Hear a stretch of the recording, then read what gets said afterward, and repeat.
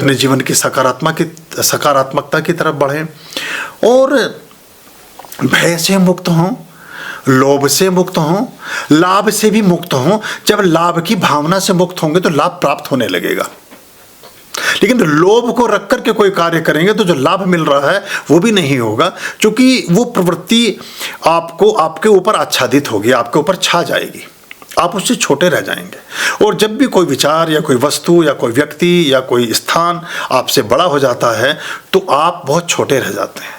जब कोई योग्य व्यक्ति, कोई काबिल व्यक्ति, कोई प्रतिभाशाली व्यक्ति किसी पद पर बैठता है, किसी कुर्सी पर बैठता है, उसकी गौरव गरिमा अगर बढ़ती है तो व्यक्ति का सम्मान होता है। लेकिन अगर पद बड़ा है और व्यक्ति छोटा है तो वो उसको हमेशा डाउन ही करता है, उसको नीचा ही करता है।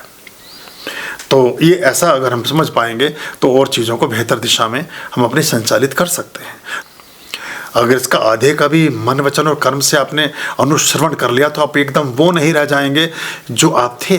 और फिर जो आप होंगे वो ऐसे होंगे कि जो दर्शनीय होंगे, जो प्रशंसनीय होंगे, जो अनुकरणीय होंगे, जो सफलतम होंगे, जो श्रेष्ठतम होंगे, जो निरोगी होंगे, जो अच्छे मनुष्य के रूप में आप हो पाएंगे। लेकिन अगर आप मोटरसाइकिल का एक्सीलेटर भी दे रहे हैं और अपने जूतों से उसे रोकने की भी कोशिश कर रहे हैं तो जूतों के तले घिसेंगे, कहीं कहीं पत्थर में लग के घुटने टूट सकते हैं।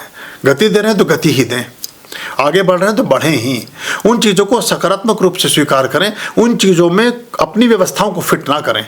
ये अगर दोष से हम मुक्त हो जाएं तो हमारा जीवन और श्रेष्ठ दिशा में आगे जा पाता है। हम अपने उद्देश्यों में सफल होते हैं और शीघ्र अपने मनोवांछित जो अभिप्साएं हैं, जो आकांक्षाएं हैं, जो हमारी कामनाएं हैं, जो हमारी मन के विकल्प हैं, प्रकल्प हैं, उनको हम प्रतिपूरित कर पाते हैं और सफलता की तरफ जा पाते हैं।